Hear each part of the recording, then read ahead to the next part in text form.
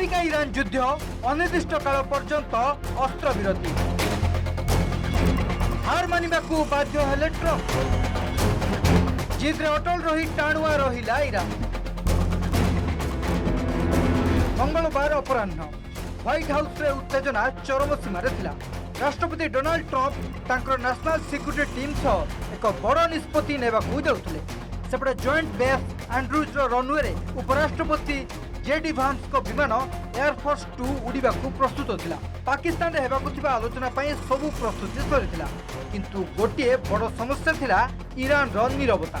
America पक्षरु दिया जायतिबा चुक्तिर प्रस्ताव उपरे ईरान कोनोसी उत्तर देई नथिला। शेष मुहूर्त रे ट्रम्प युद्धविरति को अनिर्दिष्ट काल पई बढ़ाइबाकू निष्पत्ति नेले, जहां सारा विश्व को चकित कर दैछि। ईरान को जेमिति मैप रु हटाई दबा सभ्यता नष्ट कर दबा इपरि कहउथिबा डोनाल्ड ट्रम्प इमिडिएटली अगेन गोटे अनसर्टेन पीरियड पर्यंत इपरि भाबरे सीज फायर को टाणी नबा या पछरे 3-4टी कारण रहिछि। टिके खाली मु कहि रखे जे वर्तमान जदि हम ट्रम्प को साइड को देखिबा तबे वर्तमान युद्ध रे तीनोटी पक्ष गोटे होछि इजराइल, गोटे होछि अमेरिका, गोटे होछि ईरान। तीनोटी पक्षरु किंतु केवल अमेरिका डिसीजन नउछि बा डोनाल्ड ट्रम्प ही डिसीजन नउछंती आज बढ़ाई दिया गला, आज कमी दिया गला, एटा करिवि सेटा करिविनी, मु नाकाबंदी कली तुमको छाड़ीबिनी। तेणु जहाँ भी डिसीजन बर्तमान देखा वन साइड रु निया जाउछि। तेणु एपटे धमक सेपटे सरेंडर बा गोटे प्रकार आम देखु झुकी जीवार ट्रम्प कर। तेबे ट्रम्प को एभली निष्पत्ति पछरे रहिछि एक गभीर रणनीति। अमेरिका गुइंदा विभाग विश्वास करे जे ईरान रो नेतृत्व एबे दुई भाग रे विभक्त होइछि। नुआ सुप्रीम लीडर मोजतबा खामिनेई निजको गोपन रखिछंती, जेउथि पई सरकारी अधिकारी माने कोनोसी स्पष्ट निर्देश पाउनांती। यूरेनियम गच्छित रखिबा एवं परमाणु कार्यक्रम उपरे ईरान निजर आभिमुख्य स्थिर करि पारु नाही। पाकिस्तान रो फील्ड मार्शल असीम मुनीर को मध्यस्थता एवं ट्रम्प को धैर्य एबे ईरान को एक बड़ परीक्षा रे पकाइछि। किंतु परामर्शदाता माने चेतावनी दैछंती जे ईरान एही समय को निजर मिसाइल सिस्टम सजाड़िबा पई व्यवहार करथाई पारे।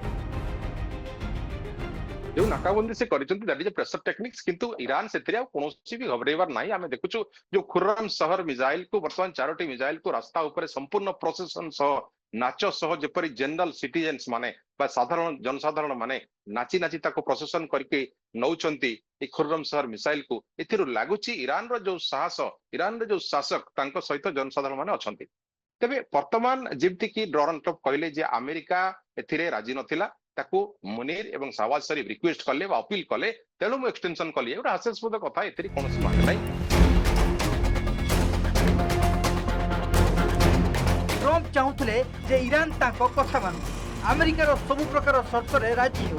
फेब्रुआरी 28 तारिख रे ईरान उपर आक्रमण हेबा पूर्व व्हाइट हाउस रे इजराइल प्रधानमंत्री और ट्रम्प को मध्य एक गुप्त बैठक बसिଥିଲା।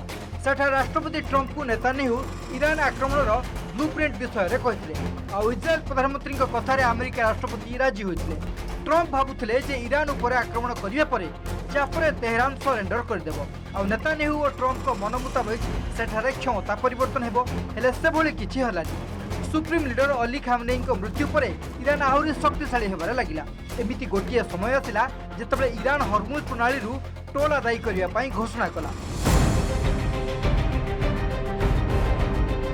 प्रथम पर्याय बैठक पाकिस्तान इस्लामाबाद रे बसिथिला, किंतु सही शांति आलोचनार कौनसी निष्कर्ष बाहरी नथिला। एहा परे ट्रम्प ईरान को बारंबार चेतावनी देउथिले, किंतु से सब को खातिर करनोथिला तेहरान। अमेरिका भल भाबे बुझी सारिछि जे ईरान नहिबा परिस्थिति रे नाही। तेणु राष्ट्रपति ट्रम्प को ऊपर देश भितरु एवं अन्य आड़ू चाप बढ़िबारे लागिछि। सेथिपई अनिर्दिष्ट काल पर्यंत अस्त्रविरति करिया पई एक प्रकार बाध्य होइछंती अमेरिका राष्ट्रपति। अन्यपटे युद्धविरति मध्य भी उत्तेजना ह्रास पाई नहीं। स्ट्रेट ऑफ हर्मुज रे अमेरिकार नौसेना अवरोध जारी रखिछि, जहाँ दर्शाउछि जे पिक्चर अभी बाकी है। Bureau report, news 18 Odia.